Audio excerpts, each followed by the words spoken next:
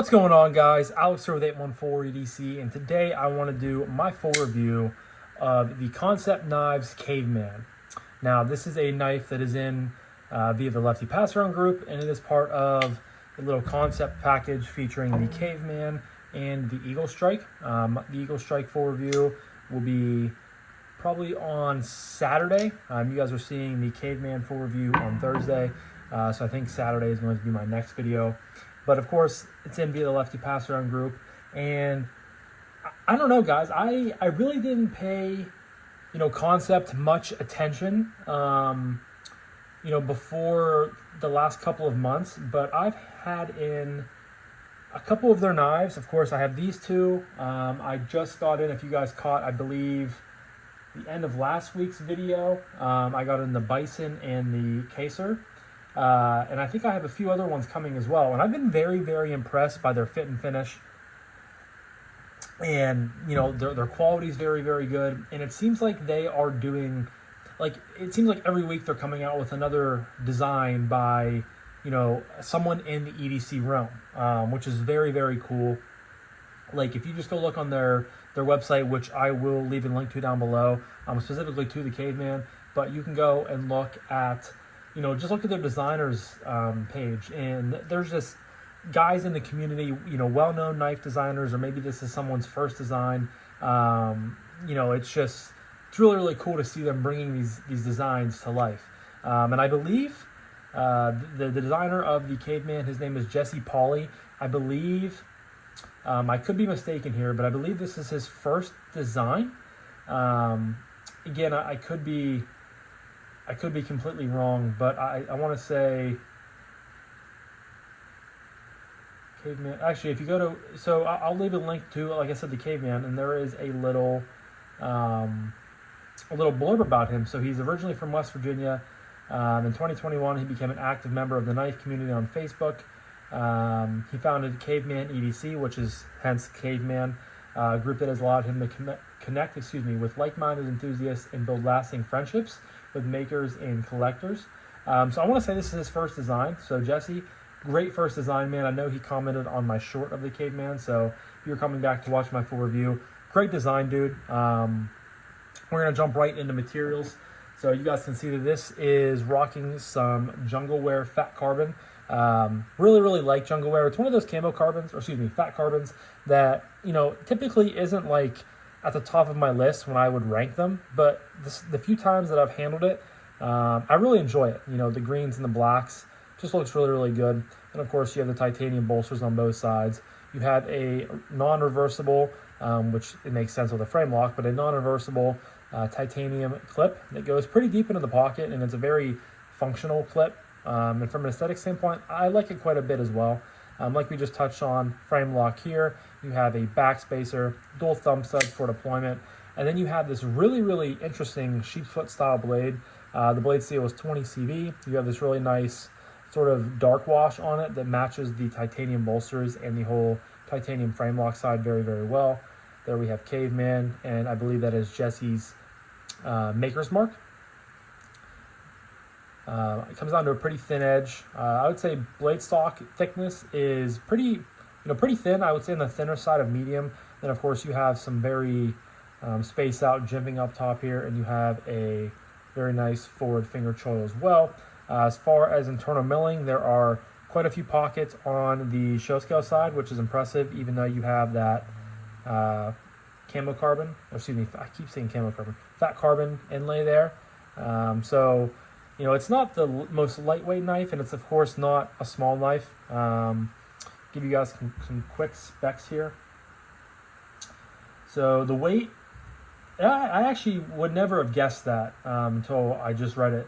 But it comes in weighing 6.33 ounces, which, like I said, I mean, it's not a lightweight knife by any means, but I would have never have guessed it to be weighing, honestly, more than 5 ounces. So that is a test to, the design and the overall, I guess, weight reduction. It makes it feel a lot less heavier than it is.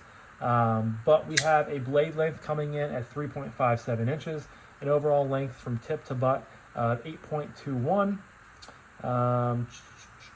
And yeah, that's all that Kansept is listed on here.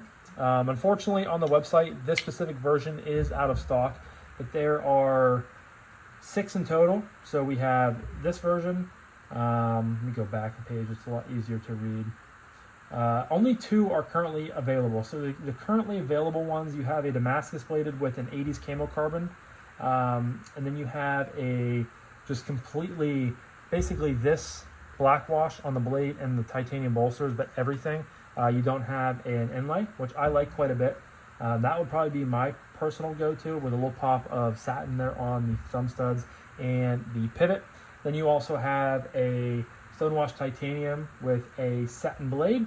That is sold out. You have a Gecko camo carbon with a 20 CV blade. Satin, it looks like, also sold out. You have this version, which is sold out, and then you have a green anodized and stonewash titanium with like a rock pattern with a dark wash blade as well. That is also sold out. You guys can see for yourselves if you just hop on with the link down below, and you can see from there. So definitely not a small knife. We've got a little bit of water for my drink on there. We'll give you guys a size comparison to the Spyderco Para 3 and the TRM Neutron 2. So quite a bit bigger than both of these knives. I would say, for me personally, this is a larger size EDC. I mean, honestly, anything over 3.5 inches blade length is a larger size EDC to me. But materials are great. 20 CV titanium frame lock with a beautiful fat carbon inlay. Aesthetically, I really like this knife. I think it has a good flow to it. It's a little bit chunkier, but holding it in hand, I really love the blade shape. You get a really nice cutout there for the lock bar. So aesthetically, I think it looks really, really good. It's simple enough, but it's also different enough to make it, make it just feel different. It's honestly something I haven't really handled in forever, or maybe ever. But really, really like the overall aesthetic of this knife. Action is on point. You have the dual thumb studs here, so thumb flick out works really, really good. No blade play, which is awesome considering this is a pass-around knife. But thumb flick works really good. I will say the thumb studs, they just seem like they're in a little bit different of a placement, maybe because of it is a little bit thicker of a handle, and they're maybe a little bit lower and a little bit farther out. So it did take me a smidgen of time to kind of get used to how to manipulate it. But once you get used to it, super duper easy. I mean, you guys can see thumb flicks out very, very nicely. And then of course you have the reverse flick, which is also money. Just builds pressure behind there, and it pops right out, which is awesome. You can slow roll it, which works pretty well, all things considered, if you are a slow roller fan. And then of course you have that frame lock, like I mentioned earlier, with plenty of lock bar access. Drops to your thumb, one shake and you're closed. Drops to your thumb, some micro shakes, or you can micro shake it the whole way down. Buttery smooth. Of course, it's on bearings. When you have a pretty big, over 3.5 inch blade coming down, the weight, that was my fault, that wasn't the knife. It's gonna be very, very smooth, and I'm glad it's not like a guillotine. I mean, you guys can see I'm moving the knife and it's not really going in, but some shakes and it's just buttery smooth. So action is great. Most of the knives I've handled from Kansept have great actions, so I applaud them for that. They are very, very consistent with their detents and everything that goes into that aspect of it. As far as ergos are concerned, I mean, you guys can tell it's a pretty big knife, but you have a very simple, clean handle design. Choked back, I can easily get all 4 fingers in this knife, no questions asked. You do have the jimping up top here. I'm not crazy about this style of jimping. I guess that would be maybe one of my small nitpicks on the knife, is just I'm not the biggest fan of this jimping. It definitely catches your thumb, but it's not the most comfortable. But I wouldn't say it's like uncomfortable to a point where it's going to become an issue. Again, it's just a small nitpick. And it's just all personal preference. Some guys might love this style of jimping, and some guys might like the smaller, more finer jimping. But choke back, very, very comfortable. And of course you have this forward finger choil, chokes out very, very nice, gets you, even more off of that pocket clip, which if we're talking about hot spots, this thing doesn't cause any hot spots. I really don't know why I stated it like that. It made it seem like it did, but I love when clips are like this just because they're nice and flat. There's no sharp edges. It just conforms to the hand really, really well. But choking up, you can keep your thumb here on the jimping, or you can land up here even further if you're doing push cuts, need a little bit of extra oomph or guidance through whatever you're cutting, which is also really, really nice to have. Yeah, I mean, both methods of controlling and holding of this knife are awesome. No complaints at all with the ergos. Carryability, like I said, would not think that this knife weighed, almost 6.5 ounces. I didn't carry it a ton just because I have some other, I've had quite a few other pass-around knives come in. I kind of go back and forth on having nothing for a couple weeks, and then I get slammed at the same time with like 6-7 knives. I did carry this a couple times in my bird dogs. So like you guys have heard me talk about them before. I have like a 4 o'clock zipper pocket that is really nice. It carries right on my right hip. And it's like my little knife, it's where I put my knife when I wear those shorts. No issues whatsoever. Slides down in the pocket well. Let me get out my hank here. All things considered, for a non-deep carry titanium clip, this functions very, very well. I love when clips, they're not designed to be deep carry, but they function really well. I love when they don't do. I love when when designers do clips side to side instead of one on top of each other, because that just takes away, in my opinion, space that you could be getting it deeper in the pocket. So this thing works really well. In a pocket, great. You have it down in the pocket. You have no flipper tab, no jimping, or a little bit of jimping, but no flipper tab, nothing to possibly catch on your hand as you're going down beside it to, pull up anything out of your pocket. So that is a great thing. For the size and everything, no complaints at all with the carryability of the Caveman. So I guess that leads me to price point. This specific version, they all are different. So this specific version goes for $249.89. So we'll say $250.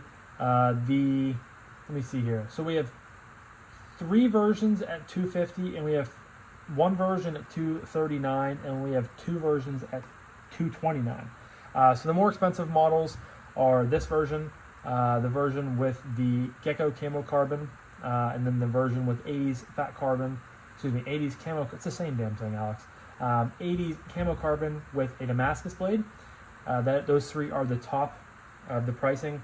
Then the $239 one is like the CNC machine rock pattern one with it's like a green anodized titanium.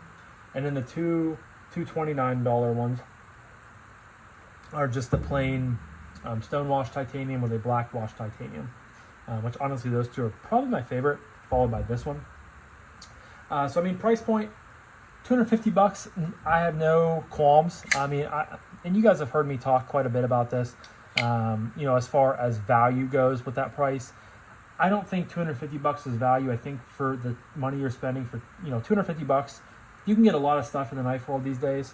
But in the same vein, I don't have an issue with it. I don't have, I think it's worth $250. I just don't think it's the best value. And you can, that can be the truth all day long. I've talked a lot about that, on my reviews and things. I just think for the price point, you can find or maybe get into a better value knife. But in the same vein, I don't have an issue with the price, especially, for $230 with the 2 just plain Jane titanium ones. I think that's great. And I don't know if I don't know if Kansept does codes, or you might be able to find these on a dealer's website, and that gives codes, so you can get that down even cheaper. But from the factory, $250, no issues. I mean, you're getting titanium. 20 CV is great. I love when they use 20 CV. 20 CV is probably one of my favorite blade steels. You're getting a beautiful camo carbon inlay here. Great design. Jesse, if you're still watching this, really, really like this knife. Honestly, I'm not going to lie. I was more excited for the Eagle Strike coming into, when these knives were coming in. But this one really, perked my interest, and I found myself grabbing for this one more than the Eagle Strike, and actually quite a bit compared to the couple I've had in at the same time. So all in all, very, very impressed with the Caveman. Great EDC option if you are a fan of this design. If you are a fan of, you know, bigger styled knives, very, very comfortable. This can fit, I think, a wide range of hands, ranging from my, you know, I'd say a medium to large size hands, I would think XL size hands would fit good on this, just because you have so much real estate, and it's super duper comfortable. You know, all things considered, the only thing that I really had a minute nitpick about was the jimping, and again, that's just personal preference. So like I said, all in all, really big fan of the Caveman, and I will have to keep a lookout for more of Jesse's designs, and hopefully he has some, you know, more stuff coming down the pipeline, because I think that this thing was a great, if it was his first design, a great first design. But yeah, guys, leave a comment down below. What are your thoughts on the Caveman? I really enjoyed it, and I think a lot of you guys have as well. Yeah, leave a comment down below. Let me know your thoughts. But I'm going to wrap this up now. So thank you guys again so much for watching. I greatly appreciate each and every single one of you guys. I hope you have a fantastic rest of your morning, evening, day, night, whenever you're watching this. And I'll talk to you guys in the next one. Peace.